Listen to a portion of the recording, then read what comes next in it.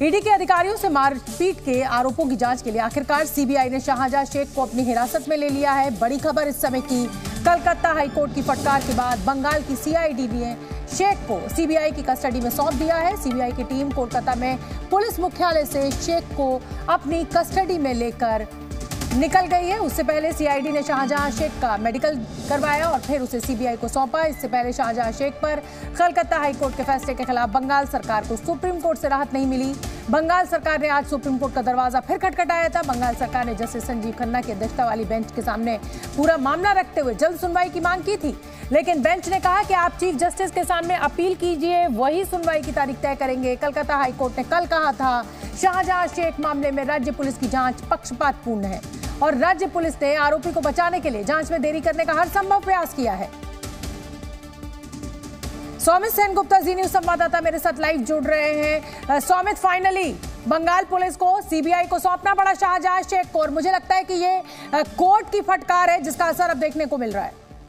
देखिए, प्रधानमंत्री नरेंद्र मोदी भी आज उनकी सभा में जो महिलाओं को संबोधित कर रहे थे उस समय प्रधानमंत्री भी बताए थे कि एक के बाद एक हाई कोर्ट में फिर सुप्रीम कोर्ट में भी पश्चिम बंगाल सरकार को झटका मिल रहा है और आखिरकार हमें देखने को मिला कि जिस मजबूती के साथ पश्चिम बंगाल सरकार की तरफ से सीआईडी पहले हाई कोर्ट और फिर सुप्रीम कोर्ट में गया और कल मना कर दिया हैंडओवर करने में, आखिरकार झटके मिलने के बाद, कोर्ट से भी झटके मिलने के बाद उन्हें आखिरकार सीबीआई को हैंडओवर करना ही पड़ा। अब से कुछ ही मिनट पहले ही हैंडओवर कर दिया गया है शाहजहां शेख को और कल शाहजहां, जो सूत्रों से पता चल रहा है कि कल शाहजहां शेख को सीबीआई कोर्ट में प्रोड्यूस किया जाएगा और फिर उसे सीबीआई कस्टडी में लिया जाएगा। सीबीआई कस्टडी लेगी शाहजहां शेख की, क्योंकि जांच को आगे बढ़ाना है, पूछताछ करनी है। बहुत बहुत धन्यवाद सौमित आपका इस पूरे अपडेट के लिए, इस पूरी जानकारी के लिए। शाहजहां शेख को बंगाल पुलिस आसानी से सीबीआई को सौंपने के लिए तैयार नहीं हुई। पुलिस तब तैयार हुई जब कलकत्ता हाई कोर्ट ने आज फिर फटकार लगाते हुए शाहजहां शेख की कस्टडी सीबीआई को सौंपने के लिए कहा। क्योंकि ईडी ने शाहजहां शेख की कस्टडी सीबीआई को न सौंपे जाने पर हाईकोर्ट में अवमानना याचिका दायर की थी। बंगाल पुलिस ने हाईकोर्ट के आदेश के बावजूद शाहजहां शेख को सीबीआई को सौंपने से इनकार कर दिया था। बंगाल पुलिस ने कहा था कि सुप्रीम कोर्ट में सरकार की याचिका सुनवाई के लिए पेंडिंग है। हाईकोर्ट में भी बंगाल सरकार ने सुनवाई एक दिन टालने की अपील की, लेकिन हाईकोर्ट ने बंगाल सरकार की दलील नहीं मानी। हाईकोर्ट ने बंगाल पुलिस को कल के आदेश पर अमल करते हुए शाम 4:30 बजे तक शाहजहां शेख को सीबीआई को सौंपने को कहा। सीबीआई के शाहजहां शेख की कस्टडी लेने के बाद अब माना जा रहा है कि ईडी भी उसकी कस्टडी लेकर पूछताछ करेगी। ईडी ने शाहजहां शेख और दूसरे आरोपियों के खिलाफ कार्रवाई भी शुरू कर दी और मनी लॉन्ड्रिंग कानून के तहत ईडी ने आरोपियों की चल अचल संपत्ति कुर्क की है, जिसकी कुल कीमत 12 करोड़ 78 लाख रुपए है। इसमें 14 अचल संपत्तियां शामिल हैं। इसमें सरबेरिया, संदेश खाली और कोलकाता में कृषि भूमि, मछली पालन के लिए जमीन और भवन भी शामिल हैं। साथ ही 2 बैंक अकाउंट भी कुर्क किए गए हैं। ईडी शाहजहां शेख के खिलाफ पश्चिम बंगाल में करोड़ों रुपए के राशन वितरण मामले में जांच कर रही है। शाहजहां शेख के मामले में बीजेपी लगातार ममता सरकार पर हमलावर है। शाहजहां शेख की कस्टडी सीबीआई को सौंपने से इनकार करने पर बीजेपी ने ममता बनर्जी पर निशाना साधा और सवाल किया कि आखिर ऐसी क्या वजह है कि ममता सरकार शाहजहां शेख को बचाना चाहती है। कि क्रिमिनल को बचाने के लिए ममता बनर्जी, जिसके अंडर होम मिनिस्ट्री है, हमारे मुख्यमंत्री जी, वो क्यों ऐसे इतनी डेस्परेट है। दूसरी तरफ कांग्रेस सांसद अधीर रंजन चौधरी ने भी ममता सरकार पर शाहजहां शेख को बचाने का आरोप लगाया। बंगाल की पुलिस बल की बिना मदद केंद्रीय जांच एजेंसी को कामयाबी कितने हद तक मिलेगी, इसमें मेरा खुद को बड़ा शंका है। शाहजहां शेख को पहले गिरफ्तार नहीं करना और गिरफ्तारी के बाद सीबीआई को नहीं सौंपना, इन सब वजहों से ममता सरकार पर शाहजहां शेख को बचाने के आरोप लग रहे हैं। इस पूरे विवाद के बीच प्रधानमंत्री नरेंद्र मोदी ने बंगाल के बारासात में एक रैली की, जहां संदेश खाली हिंसा का शिकार हुई कुछ महिलाओं ने उनसे मुलाकात की। इन महिलाओं ने शाहजहां शेख की जुल्म की दास्तान बताई तो प्रधानमंत्री भावुक हो गए। उन्होंने महिलाओं को भरोसा दिलाया कि वो उनके साथ हैं और अब किसी माँ बेटी के साथ अन्याय नहीं होने देंगे। सूत्रों के हवाले से खबर है कि पीएम मोदी और संदेश खाली की पीड़ित महिलाओं के बीच की मुलाकात नॉर्थ 24 परगना जिले के बारासात में हुई जनसभा के बाद हुई और पीएम मोदी ने एक पिता की तरह धैर्यपूर्वक उनकी बात सुनी। पीएम मोदी ने भरोसा दिलाया कि उन्हें न्याय जरूर मिलेगा और आरोपियों को छोड़ा नहीं जाएगा। संदेश खाली में महिलाओं के साथ हुए अत्याचार का दर्द प्रधानमंत्री नरेंद्र मोदी के भाषण में भी दिखा। उन्होंने यहां तक कह दिया कि बंगाल में जो हुआ वो क्रांति का रूप लेगा और टीएमसी के माफिया राज को ध्वस्त कर देगा। चूंकि संदेश खाली में महिलाओं पर यौन हिंसा के आरोप किसी और पर नहीं बल्कि सत्ताधारी पार्टी के बाहुबली नेता रहे शाहजहां शेख पर लगे, इसलिए पीएम मोदी ने ममता सरकार की कार्रवाई पर भी सवाल उठाए और आरोप लगाया कि सरकार अपने नेता को बचा रही है। साथ ही उन्होंने ममता बनर्जी को चेतावनी दी कि यही बहन बेटियां टीएमसी के अत्याचार को खत्म करने के लिए निकल चुकी हैं। संदेश खाली में जो कुछ भी हुआ उससे किसी का भी सिर शर्म से झुक जाएगा, लेकिन यहाँ की टीएमसी सरकार को आपके दुख से कोई फर्क नहीं पड़ता। टीएमसी सरकार बंगाल की महिलाओं के गुनहगार को बचाने के लिए पूरी शक्ति लगा रही है। पीएम मोदी ने कहा कि जो पार्टी तुष्टीकरण करके एक धर्म के लोगों का वोट चाहती हो उससे न्याय की उम्मीद नहीं की जा सकती। तुष्टीकरण और तोलाबाजों के दबाव में काम करने वाली टीएमसी सरकार कभी भी बहन बेटियों को सुरक्षा नहीं दे सकती। चूंकि Mamata Banerjee double M formula यानी मुस्लिम और महिला वोटों के सहारे बंगाल की सत्ता में अपना दबदबा बनाए हुए हैं और इसीलिए प्रधानमंत्री मोदी के बंगाल दौरे के बीच उन्होंने एक बड़ा दांव चल दिया। और संदेश खाली मामले में घिरी ममता बनर्जी ने बंगाल की महिलाओं के लिए पिटारा खोल दिया। सीएम ममता बनर्जी ने बंगाल की आशा कार्यकर्ताओं के वेतन में 750 रुपए की बढ़ोतरी कर दी, जबकि आंगनबाड़ी वर्कर और आंगनबाड़ी सहायिकाओं की सैलरी भी 750 रुपए बढ़ा दी। ये वेतन वृद्धि 1 अप्रैल से लागू होगी। सीएम ममता बनर्जी ने ये घोषणा तब की जब पीएम मोदी बंगाल दौरे पर रहे और उन्होंने कोलकाता में कई परियोजनाओं का उद्घाटन किया। वहीं पीएम मोदी ने ममता बनर्जी के डबल एम फॉर्मूले में से एक महिला वोटरों पर सेंधमारी करने की कोशिश की और नारी शक्ति वंदन कार्यक्रम में संदेश खाली घटना के बहाने ममता बनर्जी पर निशाना साधा और बंगाल की महिलाओं को अपना परिवार बताया। और आज जानते जाए मोदी परिवार को था।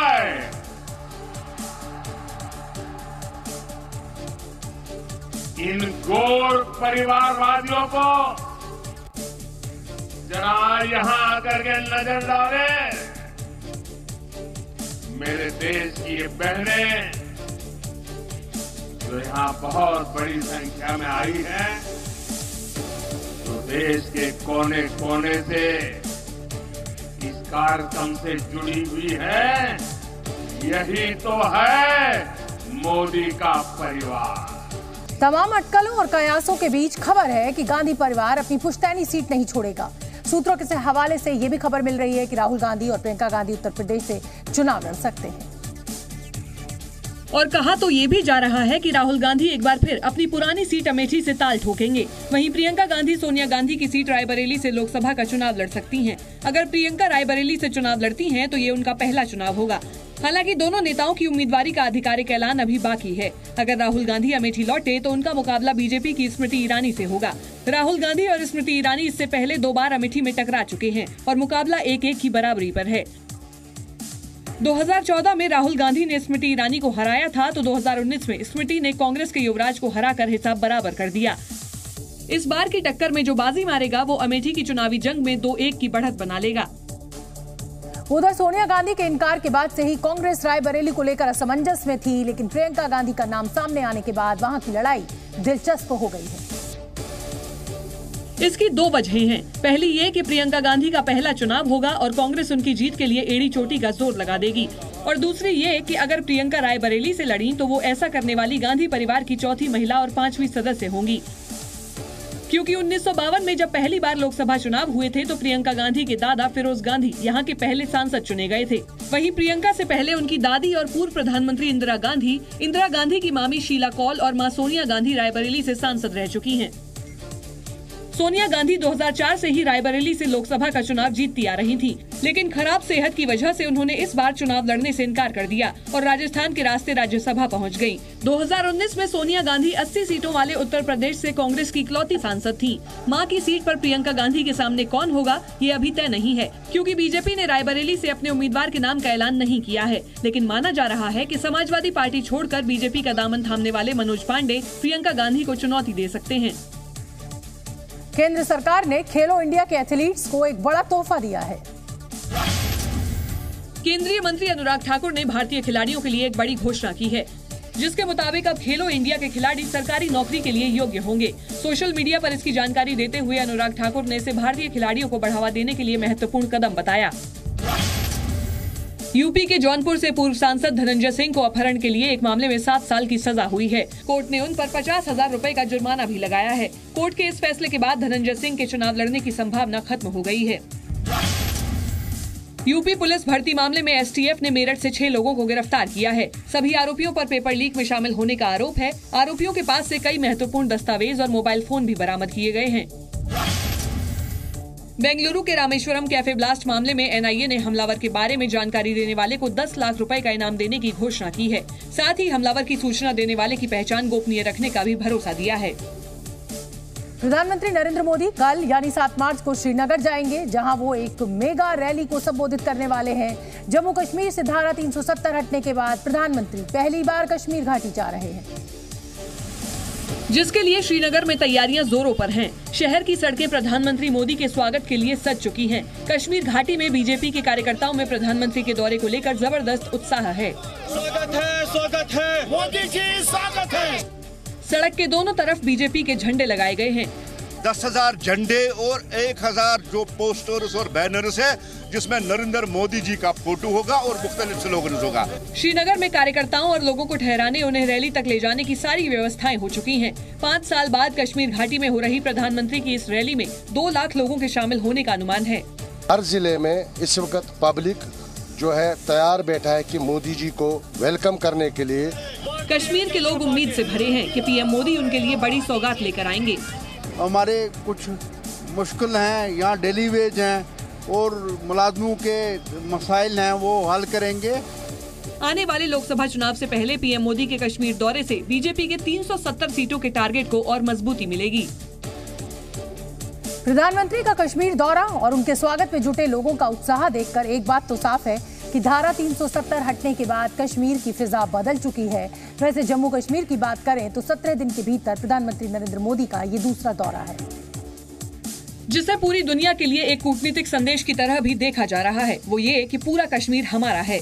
पीएम मोदी का कश्मीर दौरा बीते 5 साल में बदल चुके कश्मीर की तस्वीर है, जहां सेना के ऑपरेशन ऑल आउट ने आतंकी जड़ों को खत्म कर दिया है। सीमा पार से आतंकी घुसपैठ की वारदातों में भी कमी आई है। पत्थरबाजी की घटनाएं भी पुरानी बात हो चुकी है और घाटी में पर्यटन में जबरदस्त इजाफा हुआ है। वहीं पीएम मोदी के कश्मीर दौरे के मद्देनजर सुरक्षा व्यवस्था भी चाक चौबंद है। श्रीनगर में चप्पे चप्पे पर जम्मू कश्मीर पुलिस और सीआरपीएफ के जवानों का कड़ा पहरा है। हर चेक पोस्ट पर गाड़ियों की चेकिंग की जा रही है और जगह जगह पर सुरक्षा बलों की बख्तरबंद गाड़ियां खड़ी हैं। 3 टायर सिक्योरिटी जो है वो पूरे कश्मीर घाटी में है, खासकर श्रीनगर और बख्शी स्टेडियम, जहां 7 मार्च को वो आम लोगों को संबोधित करेंगे। पीएम की मेगा रैली को देखते हुए श्रीनगर में हाई अलर्ट घोषित किया गया है। स्टालिन के बेटे उदयनिधि के बाद डीएम के नेता ए राजा ने सनातन और श्रीराम पर अमर्यादित टिप्पणी की। इसके बाद तो बीजेपी ने डीएमके समेत इंडिया गठबंधन पर जोरदार निशाना साधा और सवाल किया कि क्या वो दूसरे धर्मों के बारे में ऐसी टिप्पणी कर सकते हैं। राम को दुश्मन बताना, क्षमा करें, ये शब्द मेरे नहीं है। तो क्या आपकी हिम्मत है कि अन्य पंथों के ईश्वर के बारे में इस तरह की आप अपमानजनक टिप्पणी कर सकते हैं? बीजेपी ने कांग्रेस को भी घेरते हुए आरोप लगाया। आखिर ये शह किसकी मिल रही है, संरक्षण किसका है? क्या कांग्रेस इससे सहमत है जो ए राजा कहते हैं, जो डीएमके के नेता कहते हैं? हालांकि कांग्रेस और उसके सहयोगी दलों ने ए राजा के बयान की निंदा करते हुए संयम बरतने की सलाह दी। We don't agree with such statement. उनका व्यक्तिगत बयान है हम लोगों। शिवसेना उद्धव गुट ने भी ए राजा के बयान की निंदा की है। डीएमके नेता ए राजा ने पार्टी के एक सम्मेलन में रामायण और जय श्री राम के नारे को लेकर विवादित टिप्पणी की थी। अपने भाषण में ए राजा ने श्री राम को मानने से ही इनकार कर दिया था। साथ ही ये भी कहा कि बिल्किस बानो गैंगरेप केस में दोषियों की रिहाई पर जय श्री राम और भारत माता के नारे को तमिलनाडु कभी स्वीकार नहीं करेगा। अपने लोगों को जाकर कह दीजिए कि हम राम के दुश्मन हैं। यही नहीं, ए राजा ने यहाँ तक कह दिया कि भारत एक देश नहीं बल्कि उपमहाद्वीप है। அப்ப இத்தனை தேசிய இனங்களையும் சேர்த்தால் India. So India is not a country, it is a subcontinent. இங்க பல்வேறு பழக்கவழக்கங்கள் பண்பாடு உண்டு. पिछले साल तमिलनाडु के मुख्यमंत्री एम.के. स्टालिन के बेटे उदयनिधि ने भी सनातन पर विवादित बयान दिया था, जिसे लेकर सुप्रीम कोर्ट ने कड़ी फटकार लगाई थी। सुप्रीम कोर्ट ने उत्तराखंड के जिम कॉर्बेट नेशनल पार्क में टाइगर सफारी पर रोक लगा दी है। सुप्रीम कोर्ट ने जिम कॉर्बेट टाइगर रिजर्व में अवैध निर्माण और पेड़ों की कटाई के लिए उत्तराखंड के पूर्व वन मंत्री हरक सिंह रावत और पूर्व IAFS अफसर किशन चंद को फटकार लगाई है। इसके साथ ही कोर्ट ने CBI को 3 महीने में स्टेटस रिपोर्ट दाखिल करने को कहा है। साथ ही कोर्ट ने नेशनल पार्क के कोर एरिया में टाइगर सफारी पर रोक लगा दी है। राजस्थान के मुख्यमंत्री भजन लाल शर्मा कोरोना पॉजिटिव पाए गए हैं, जिसके बाद उन्होंने खुद को आइसोलेट कर लिया है। उन्होंने सोशल मीडिया पर इसकी जानकारी दी और कहा कि आगे के सभी कार्यक्रमों में वो वर्चुअल माध्यम से जुड़ेंगे। बिहार की राजधानी पटना में कोरोना मरीजों की संख्या लगातार बढ़ रही है। जिले में एक ही दिन में कोरोना के 51 नए मरीज मिले हैं, जबकि पिछले एक हफ्ते में कोरोना मरीजों की संख्या 100 के पार हो गई है। प्रधानमंत्री नरेंद्र मोदी ने आज देश की पहली अंडर वाटर मेट्रो का उद्घाटन किया। ये मेट्रो कोलकाता की हुगली नदी में पानी के नीचे चलेगी और इस उद्घाटन के साथ ही भारत, लंदन, फ्रांस और जापान जैसे देशों के साथ खड़ा हो गया। क्योंकि भारत में भी अब लोग अंडर वाटर मेट्रो का मजा ले सकेंगे। प्रधानमंत्री की हरी झंडी मिलते ही मेट्रो अपने सफर पर दौड़ पड़ी। वहीं पीएम मोदी ने भी पानी के नीचे चलने वाली देश की पहली मेट्रो में सफर किया और कोलकाता से जो तस्वीरें सामने आई उसमें प्रधानमंत्री बच्चों के साथ खुलकर बातचीत करते दिखाई दिए। वहीं बच्चों ने भी पीएम मोदी से खुलकर अपने दिल की बात की। पीएम मोदी ने इस ऐतिहासिक रेल प्रोजेक्ट को सफल बनाने वाले कर्मचारियों से भी बातचीत की और मेट्रो स्टाफ से मेट्रो की खूबियां जानी। इस दौरान उनके साथ पश्चिम बंगाल के बीजेपी प्रदेश अध्यक्ष सुकांता मजूमदार और बीजेपी विधायक शुवेंदु अधिकारी भी मौजूद थे। ये मेट्रो पानी के अंदर बनी टनल से होकर गुजरेगी और ये टनल हुगली नदी के पूर्वी छोर पर एस्प्लेनेड और पश्चिमी छोर पर हावड़ा मैदान को जोड़ेगी। हावड़ा मैदान और एस्प्लेनेड के बीच सुरंग की कुल लंबाई 4.8 किलोमीटर है, जिसमें करीब 520 मीटर तक पानी के अंदर तक टनल से ट्रेन गुजरेगी और ये सफर केवल 45 सेकंड में पूरा होगा। जब यात्री अंडर वाटर टनल से होकर गुजरेंगे तो उन्हें यूरोप में यात्रा करने जैसा मजा मिलेगा, क्योंकि इस टनल को विशेष थीम के साथ तैयार किया गया है। खास तौर से लाइटिंग पर ज्यादा ध्यान दिया गया है, ताकि मेट्रो में सफर करने वाले लोगों को ऐसा लगे कि वो पानी के अंदर सफर कर रहे हैं। पानी के अंदर तैयार किया गया ये टनल किसी ग्लास ट्यूब की तरह दिखता है। टनल के एक मॉडल को बाकायदा मेट्रो स्टेशन पर भी लगाया गया है, जो मेट्रो में यात्रा करने वाले यात्रियों को एक अलग अनुभव देगा। इससे पहले विदेशों में ही ऐसा देखने को मिलता था कि ट्रेन पानी के अंदर से गुजरती थी, लेकिन ये तस्वीर अब देश में भी देखने को मिलेगी। अंडर वाटर मेट्रो की सौगात मिलने से पश्चिम बंगाल के विकास को नई गति मिलेगी। इससे कनेक्टिविटी तो बढ़ेगी, वहीं हजारों लाखों लोगों का सफर भी बेहद आसान हो जाएगा। और अभी तक हावड़ा से पूर्वी कोलकाता जाने में 1 घंटा लगता था, लेकिन अब ये दूरी महज 27 मिनट में तय हो जाएगी। यात्रियों की जेब पर भी कम बोझ पड़ेगा और अंडर वाटर मेट्रो के लिए उन्हें अधिकतम 50 रुपए खर्च करने होंगे। अंडर वाटर मेट्रो शुरू होने से लोगों को ट्रैफिक जाम से भी राहत मिलेगी। अंडर वाटर मेट्रो कुल 16 किलोमीटर का सफर तय करेगी। सुरक्षा को ध्यान में रखते हुए मेट्रो में CCTV कैमरे भी लगाए गए हैं। वहीं आपातकालीन स्थिति में टॉक टू ड्राइवर सुविधा के जरिए यात्री मेट्रो के स्टाफ से बात कर अपनी परेशानी बता सकेंगे। इसके अलावा यात्रियों को मेट्रो में 5G इंटरनेट की सुविधा भी मिलेगी। इस मेट्रो को इस तरह डिजाइन किया गया है कि पानी की एक बूंद भी अंदर नहीं आ सकती है। क्योंकि अभी तक लोगों ने एलिवेटेड मेट्रो और अंडरग्राउंड मेट्रो का ही सफर किया है, इसलिए देश को पहली अंडर वाटर मेट्रो की सौगात मिलते ही पश्चिम बंगाल के लोग खुशी से झूम उठे। और जब प्रधानमंत्री नरेंद्र मोदी मेट्रो में यात्रा करने के बाद एस्प्लेनेड मेट्रो स्टेशन पर उतरे तो लोगों ने मोदी मोदी के नारे लगाकर उनका स्वागत किया। ममता बनर्जी के गढ़ में मोदी मैजिक खूब चला। मेट्रो स्टेशन जय श्री राम के जयकारों से गूंज रहे थे, लेकिन इस खास मौके पर ममता बनर्जी नहीं पहुंची और उन्होंने पूरे कार्यक्रम से दूरी बनाई। हालांकि पीएम मोदी ने कोलकाता से ही कवि Subhash metro, Majerhat metro, Kochi metro, Agra metro, Meerut RRTS section, Pune metro और कोलकाता एस्प्लेनेड मेट्रो सेवाओं को हरी झंडी दिखाई। पीएम मोदी ने कोलकाता में 15,400 करोड़ रुपए की कई कनेक्टिविटी परियोजनाओं का उद्घाटन और शिलान्यास भी किया, जिससे हजारों लोगों को भविष्य में फायदा मिलेगा। भारतीय नौसेना ने मालदीव से 130 किलोमीटर की दूरी पर अपना नेवल बेस बनाया है। लक्षद्वीप के मिनिकॉय आइलैंड पर आज INS जटायु को कमीशन किया गया, जिसका उद्देश्य समंदर में भारत की ताकत और निगरानी को बढ़ाना है। नौसेना ने इसके लिए लक्षद्वीप के उस मिनिकॉय आइलैंड को चुना, जो मालदीव्स के सबसे करीब है। मिनिकॉय आइलैंड लक्षद्वीप के दक्षिणी छोर पर मौजूद है। इस आइलैंड में नेवल बेस बनने से मालदीव्स को कंट्रोल करना आसान होगा। अब लक्षद्वीप में INS द्वीप रक्षक के साथ INS जटायु भी नौसेना की ताकत बढ़ाएगा। नौसेना की इस तैयारी से हिंद महासागर में चीन की बढ़ती चुनौती से निपटने में भी मदद मिलेगी। चीन से बढ़ती करीबी के बीच मालदीव्स पर नजर रखना भारत के लिए बेहद अहम है, क्योंकि वहाँ के राष्ट्रपति मुइज़्ज़ो खुलकर चीन से अपनी दोस्ती और भारत के प्रति अपनी नफरत का इजहार कर चुके हैं। वहीं चीन भी हिंद महासागर में लगातार अपना दखल बढ़ाना चाहता है। इसके लिए उसने श्रीलंका के हम्बनटोटा पोर्ट को लीज पर ले रखा है और अब मालदीव्स को भी अपने कब्जे में ले रहा है। मिनिकॉय आइलैंड दुनिया के व्यस्ततम समुद्री रूट में से एक पर पड़ता है। नेवल बेस बनने से यहाँ भारत की स्थिति तो मजबूत होगी ही, साथ ही नौसेना की निगरानी क्षमता भी बढ़ेगी। लक्षद्वीप से 365 किलोमीटर दूर कोच्चि में भी नौसेना की ताकत बढ़ी। यहाँ पहले से तैनात INS गरुड़ के साथ घातक हेलीकॉप्टर्स को कमीशन किया गया। इस हेलीकॉप्टर का नाम है MH-60R सी हॉक, यानी समुद्री बाज। नाम के मुताबिक ही इसका काम भी है। अमेरिका से आई ये हेलीकॉप्टर समंदर में दुश्मन की पनडुब्बियों को खोजकर उन्हें भगाने और नष्ट करने में मदद करते हैं।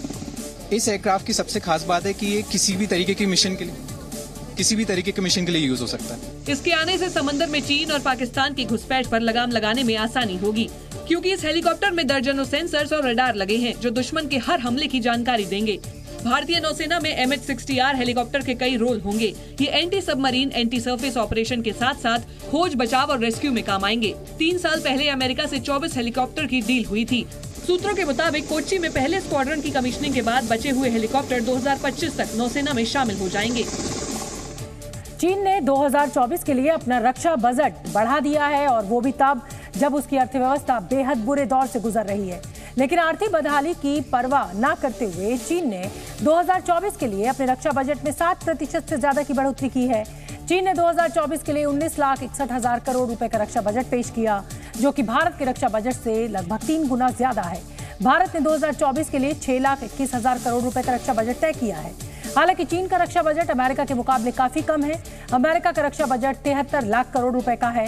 ये लगातार 30वां साल है जब चीन ने अपना रक्षा बजट बढ़ाया है।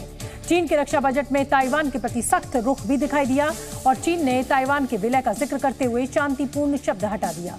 इसके साथ ही चीन ने यह भी साफ कर दिया कि भविष्य में ताइवान का विलय बातचीत से नहीं हुआ तो हथियारों के दम पर होगा। दिल्ली से सटे हुए गाजियाबाद में नकली दवाइयां बनाने वाली 2 फैक्ट्रियों का भंडाफोड़ हुआ है। इन फैक्ट्रियों से ब्लड प्रेशर और शुगर की 1 करोड़ रुपए से ज्यादा की नकली दवाएं बरामद हुई, जिनके सैंपल जांच के लिए भेजे गए हैं। गाजियाबाद पुलिस और क्राइम ब्रांच ने ज्वाइंट ऑपरेशन में 1 करोड़ 10 लाख की नकली दवाओं का पर्दाफाश किया। गाजियाबाद के इंडस्ट्रियल इलाका राजेंद्र नगर और भोपुरा में 2 नकली दवाइयां बनाने वाले फैक्ट्री का भंडाफोड़ किया, और इस पूरे मामले में एक शख्स को गिरफ्तार किया जो इस फैक्ट्री को चला रहा था। क्राइम ब्रांच और पुलिस की टीम जब वहां छापेमारी के लिए पहुंची तो देखा कि एक हॉल में नकली दवाओं की फैक्ट्री चल रही थी। कमरे के एक हिस्से में दवाओं से भरे बड़े बड़े डब्बे रखे हुए थे, जिनमें ज्यादातर केमिकल डायबिटीज और BP की दवाओं में इस्तेमाल होने वाले थे।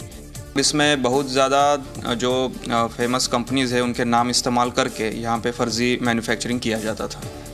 मामले में पुलिस ने दीपक चौहान नाम के आरोपी को गिरफ्तार किया है, जो इस फैक्ट्री को चलाता था। गाजियाबाद की जिस फैक्ट्री में नकली दवाएं बनाई जा रही थी, वहां कई बड़ी दवा कंपनियों के रैपर्स भी बरामद हुए, और यही नहीं, पुलिस टीम ने इस सिलसिले में डिफेंस कॉलोनी में भी रेड की, जहां गाजियाबाद की नकली दवा फैक्ट्री का गोदाम मिला। साथ ही कैप्सूल बनाने वाली मशीन भी मिली। पहले नकली दवाएं बनाई जाती और फेमस दवा कंपनियों के नाम से उनकी पैकेजिंग कर बाजार में बेचा जाता था। अभी तक खबर में आया है वो दवाइयां हैदराबाद और कैलकाटा में सप्लाई हो रही थी और अमृतसर में सप्लाई हो रही थी। पुलिस के मुताबिक दवाएं बनाने के लिए कच्चा माल तेलंगाना से आता, जबकि प्रिंटेड एल्यूमिनियम फॉइल रुड़की से लाई जा रही थी। जो नकली दवाइयां बनाई जा रही थी उनमें डायबिटीज की ग्लूकोनॉम G1, G2, BP की Telma H, Telma M, gas की पैंटोसिड DSR, ओमेज DSR और दर्द की मोबिजॉक्स जैसी दवाएं शामिल हैं। नकली दवाएं बनाने के लिए आरोपी ने एक हॉल किराए पर लिया, जिसे 2 हिस्सों में बांटा हुआ था।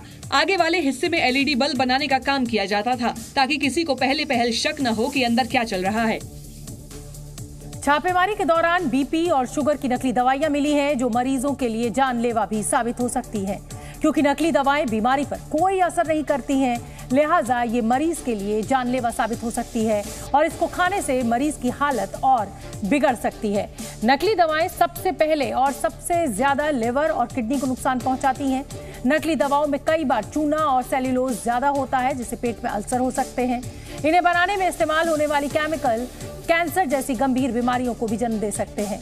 इन दवाइयों को देखकर ये पहचान पाना बेहद मुश्किल है कि ये असली है या नकली। ऐसे में जहां से भी दवाएं खरीदें, उसका पक्का बिल जरूर लें।